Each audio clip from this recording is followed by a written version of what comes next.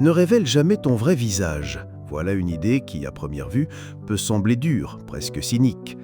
Pourtant, n'avez-vous jamais remarqué combien il est rare que les grands de ce monde se montrent tels qu'ils sont réellement ? Machiavel l'avait parfaitement compris. L'apparence surpasse toujours la vérité. Le pouvoir n'est pas une question d'authenticité, mais de perception. Ce qui compte, ce n'est pas ce que l'on est au fond de soi, mais ce que les autres croient voir, ce qu'ils croient comprendre. C'est dans cette distance entre la réalité et l'image que se joue toute la mécanique du pouvoir. Un dirigeant, un orateur, un stratège, tous savent que la sincérité brute n'a jamais suffi à rallier les foules. Imaginez un acteur sur une scène. Il n'est pas son personnage, mais le public le croit, et c'est ce qui compte.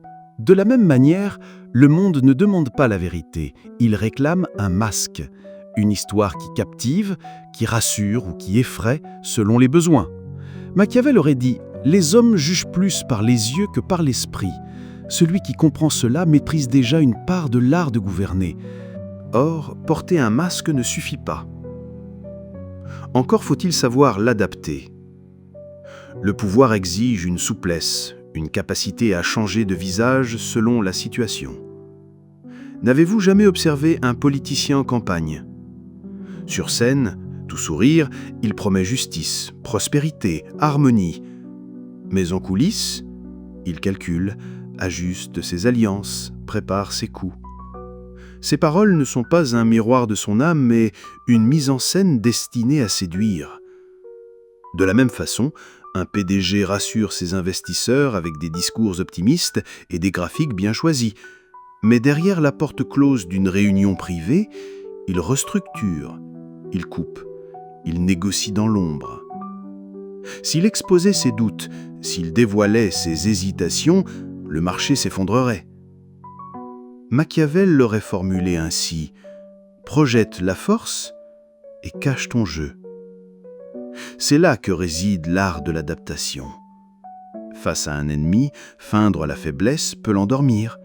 Face à un allié, afficher une loyauté irréprochable permet de gagner du temps. Mais toujours garder pour soi la véritable stratégie. Le maître du pouvoir est comme un caméléon. Il se fond dans l'attente de son public, mais conserve au fond de lui une intention inébranlable. Cette capacité à varier les masques nourrit une qualité encore plus redoutable, l'imprévisibilité. Un chef trop lisible devient une proie facile. En revanche, celui qui brouille les attentes, qui alterne entre douceur et dureté, entre générosité et sévérité, se transforme en énigme. Les autres ne savent jamais où ils se trouvent réellement, et cette incertitude crée une aura de respect mêlée de crainte. Dans une négociation, il est possible de flatter un adversaire, de lui faire croire qu'il a l'avantage, puis de retourner la situation au dernier moment. Sur les réseaux sociaux, un influenceur entretient son aura en alternant entre confidences vulnérables et victoires éclatantes. C'est ce contraste qui retient l'attention, qui captive les esprits. Machiavel, encore une fois, l'avait perçu.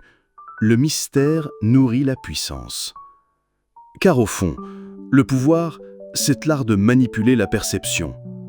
On pourrait croire qu'il s'agit d'un jeu ancien, réservé aux cours princières et aux intrigues médiévales. Pourtant, il n'a jamais été aussi présent qu'aujourd'hui. Les entreprises qui se disent vertueuses en sont un exemple frappant. Elles inondent l'espace public d'images de forêts luxuriantes, de slogans sur la planète et le futur durable. Mais derrière ces façades se cachent souvent des pratiques destructrices. Peu importe la réalité, ce qui reste, c'est l'image, la répétition, l'illusion. De la même manière, les campagnes électorales modernes ne visent pas tant à exposer la vérité qu'à marteler une représentation. À force de répétition, ce qui n'est qu'un décor finit par devenir la réalité aux yeux du peuple. Machiavel aurait hoché la tête. Persuade, distrait, et tu gouverneras. Mais il savait aussi que l'apparence seule ne suffit pas. Celui qui construit son pouvoir uniquement sur l'illusion des autres s'expose à un danger majeur, la fragilité de la loyauté. Car les hommes, disait-il, sont fidèles tant que cela sert leurs intérêts. Ils jurent fidélité, ils promettent soutien, ils affichent de l'affection. mais qu'une opportunité meilleure se présente et il change de camp. Un collègue qui semblait dévoué peut se retourner pour une promotion. Un ami peut trahir lorsqu'un avantage personnel est en jeu. N'avez-vous jamais vu des alliances solides se défaire en un instant? Machiavel en concluait ceci: « Mieux vaut être craint qu'aimé, si l'on ne peut être les deux. » Bien sûr, il ne parlait pas d'une tyrannie sanglante. La peur doit être dosée. Trop forte, elle devient haine et appelle la révolte. Mais correctement équilibrée, elle constitue un lien bien plus solide que l'amour. Un peuple qui craint son chef lui obéira même sans l'aimer. Un manager qui inspire le respect obtiendra des résultats même s'il n'est pas apprécié. La peur, utilisée avec mesure, est une chaîne invisible mais durable. Et cette méfiance vis-à-vis de la loyauté amène une vérité encore plus radicale. Le seul socle solide du pouvoir, c'est soi-même. Compter sur les autres, c'est bâtir sur du sable. Les alliances, les promesses, les amitiés sont des outils, jamais des fondations. Un entrepreneur qui attend tout de ses investisseurs se condamne à dépendre de leurs humeurs. Mais celui qui développe sa propre résilience, sa ruse, sa vision, ne s'effondrera pas au premier désistement. Machiavel aurait dit « La seule loyauté qui ne trahit jamais, c'est celle que l'on se doit à soi-même ». Cette idée peut sembler égoïste, mais elle est en réalité une leçon de survie. Dans un monde où tout change, où les intérêts s'opposent, où les promesses se brisent, la seule constante est la volonté intérieure. Un dirigeant doit croire en ses objectifs, même lorsque ses soutiens vacillent. Un individu doit avancer, même si ses proches doutent. Cette fidélité à soi-même est une armure invisible. Elle protège des trahisons, des illusions et des faux appuis. Mais il ne suffit pas d'attendre, bien armé dans l'ombre. Un jour vient le moment d'agir. Et ce moment exige un coup décisif. Machiavel insistait, frapper fort, frapper vite, frapper de manière mémorable. Non pas une violence aveugle qui engendre le chaos, mais une action calculée, stratégiquement placée pour marquer les esprits.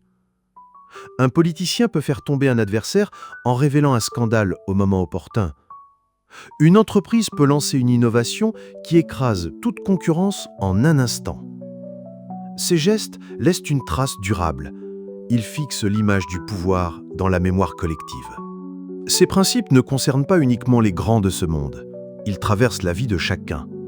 Dans une dispute, il est possible de montrer l'émotion attendue tout en conservant une stratégie intérieure. Dans une carrière, flatter un supérieur sans dévoiler ses ambitions peut être une arme. Dans la vie quotidienne, il est nécessaire de naviguer entre les attentes des autres tout en restant fidèle à son propre dessein. Machiavel n'invitait pas à l'immoralité gratuite, il décrivait simplement un monde où la ruse, la prudence et l'autonomie sont des conditions de survie. Aujourd'hui encore, son ombre plane sur toutes les arènes modernes. Les campagnes politiques construisent des images plutôt que des vérités. Les entreprises façonnent des récits pour cacher leurs failles. Les individus, sur les réseaux sociaux, apprennent à montrer une façade tout en gardant leur vérité en réserve. Machiavel n'a pas inventé ces mécanismes, il les a seulement révélés avec une lucidité qui dérange. Le pouvoir est un théâtre d'ombre. Ceux qui gagnent savent que l'apparence prime, que la loyauté est fragile et que la seule force durable est celle que l'on porte en soi. Ils manipulent, s'adaptent, avancent dans l'ombre. Et lorsqu'ils frappent, ce n'est pas au hasard, mais avec une précision telle que leur nom reste gravé dans la mémoire de ceux qui les entourent. Car le monde, au fond, appartient à ceux qui ne comptent que sur eux-mêmes et qui ont compris que la vérité du pouvoir n'est pas ce que l'on est, mais ce que l'on paraît être.